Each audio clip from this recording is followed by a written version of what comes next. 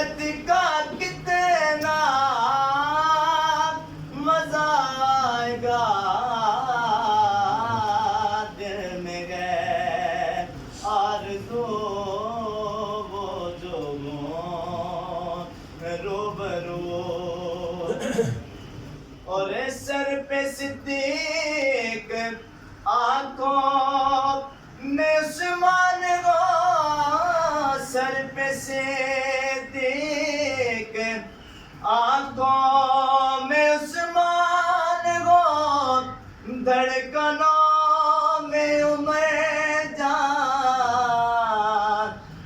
جاگو علی، دھڑکنوں میں عمر جان جاگو علی۔ سبحان اللہ۔ سبھی موت پہ ہم سفر ہو گئے، یہ سبھی موت پہ ہم سفر ہو گئے، پھر رفاقت کا کتنا مزہ آئے گا، دل میں گئے آرزو وہ جو ہوں روبرو، دل میں گئے آرزو سبحان اللہ۔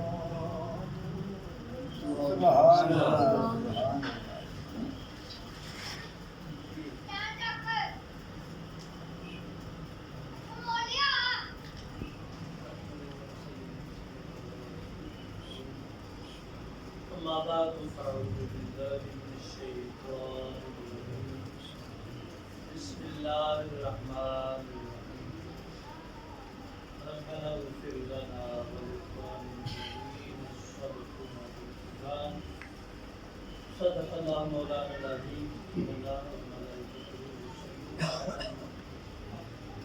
يا أيها الذين آمنوا صلوا عليه وسلموا الصلاۃ والسلام علیک یا رسول اللہ، صحابہ یا السلام علیک یا سیدی صلی اللہ علیہ وسلم، رحمت للعالمین،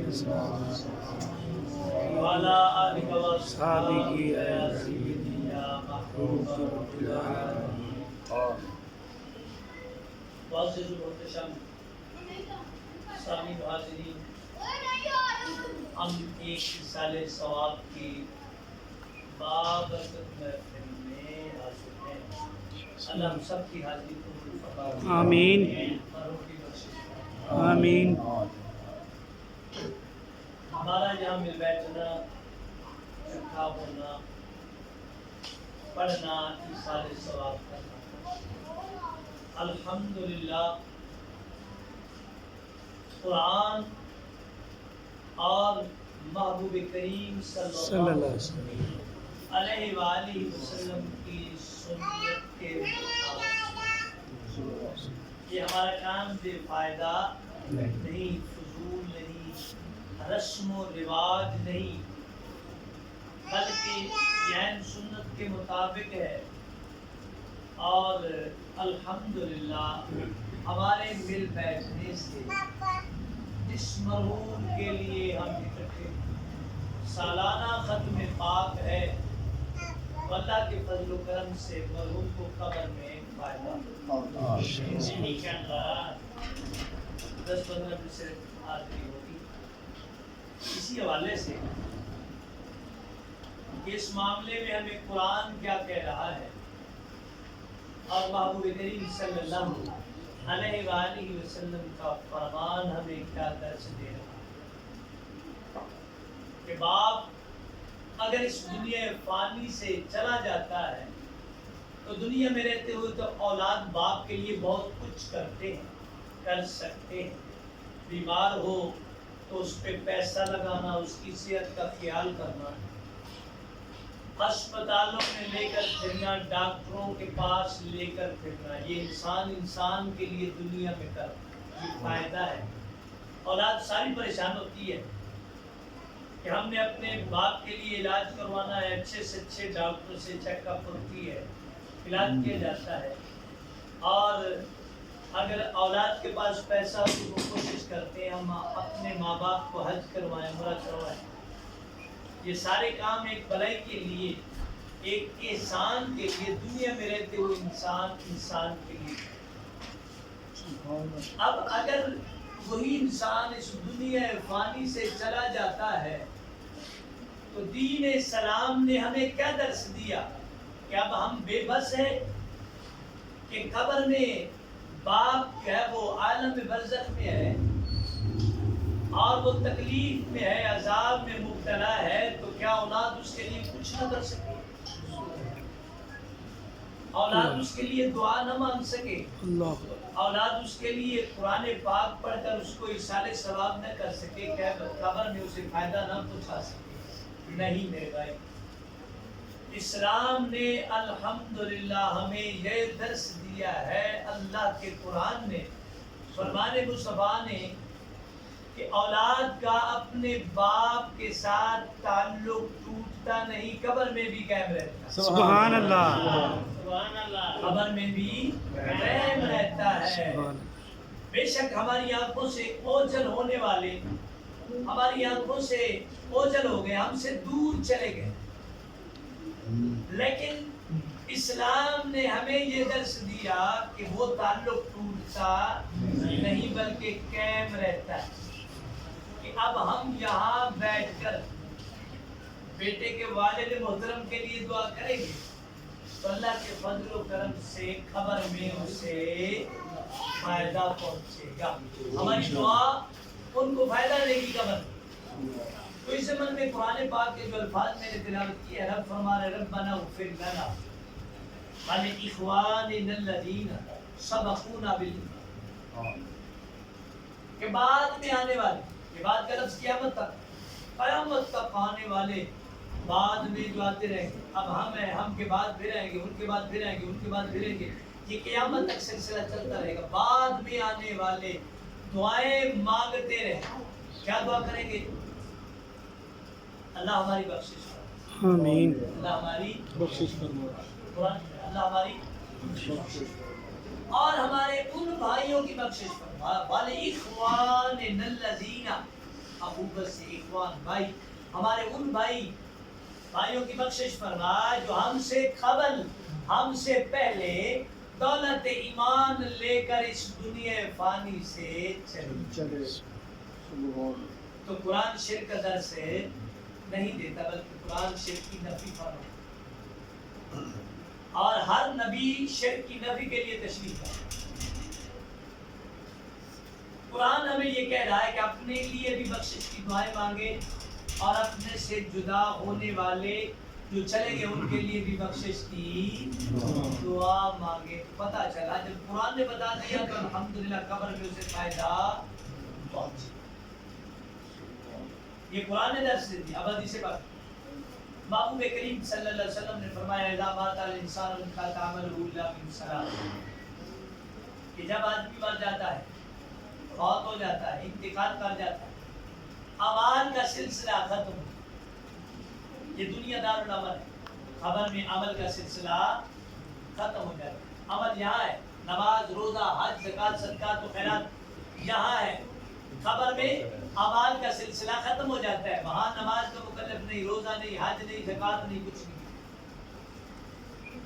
تو میرے بھائیو، محبوب کریم صلی اللہ علیہ وسلم نے فرمایا مرنے کے بعد مرنے والے کے لیے کیا ہے؟ اعمال کا سلسلہ ختم ہے، لیکن فرمایا پھر بھی مرنے کے بعد اسے قبر میں 3 چیزیں فائدہ دیں. 3 چیزیں پتا چلا اس کا تعلق ہمارے ساتھ کیا ہے.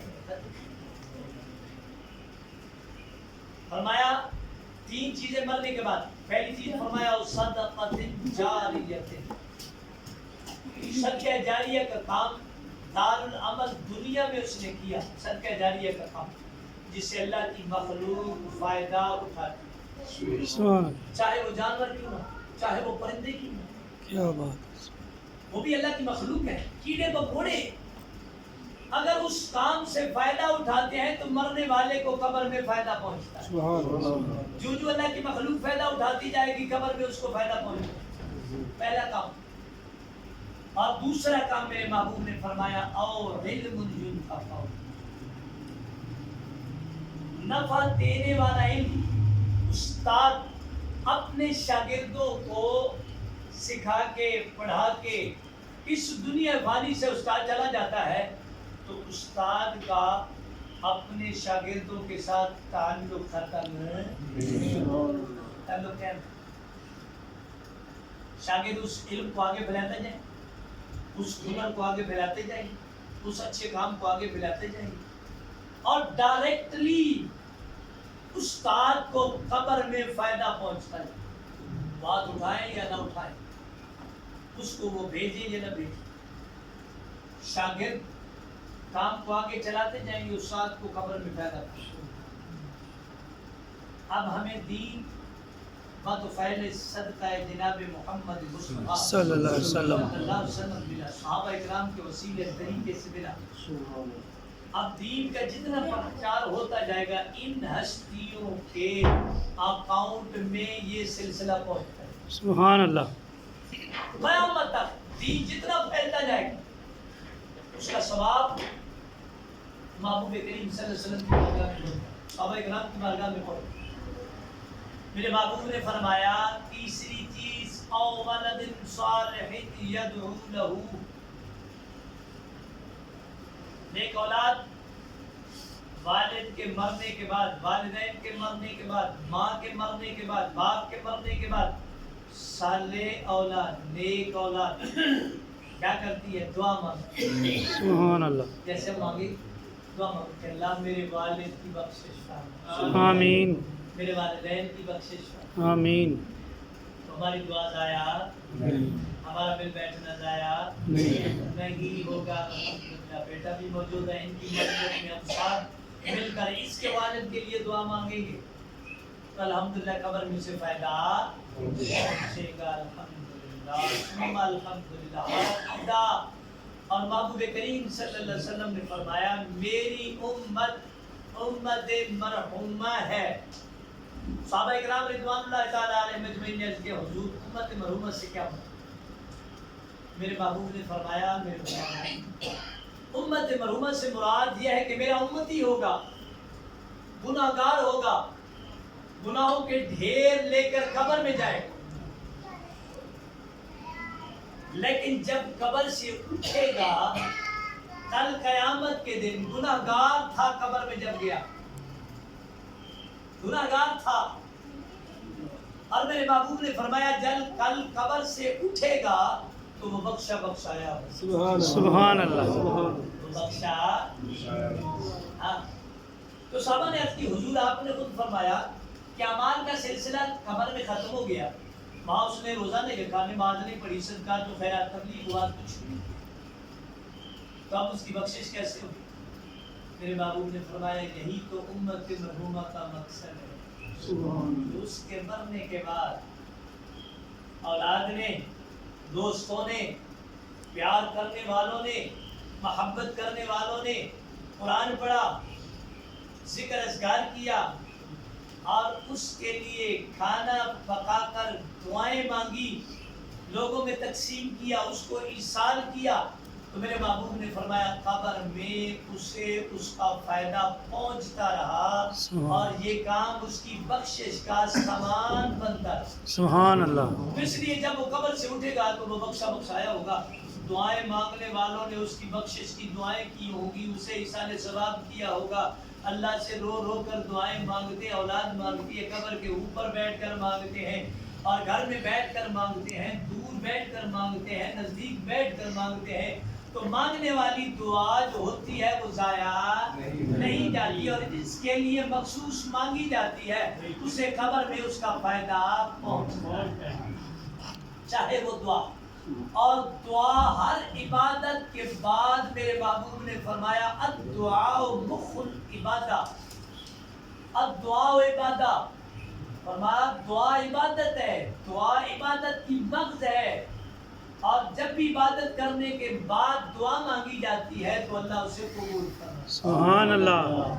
چاہے وہ جنازے کے بعد ہو، چاہے وہ قرآن شریف کے ختم کے بعد ہو، چاہے وہ ساتے کے ختم کے بعد ہو، چاہے وہ 20ویں کے ختم کے بعد ہو، چاہے وہ 40ویں کے ختم کے بعد ہو، چاہے وہ سالانہ ختم کے بعد ہو، جب بھی دعا مانگی جائے گی تو اس دعا کا مرنے والے کو قبر میں فائدہ پہنچے گا، اس کے لیے بخشش کا سامان ہوگا۔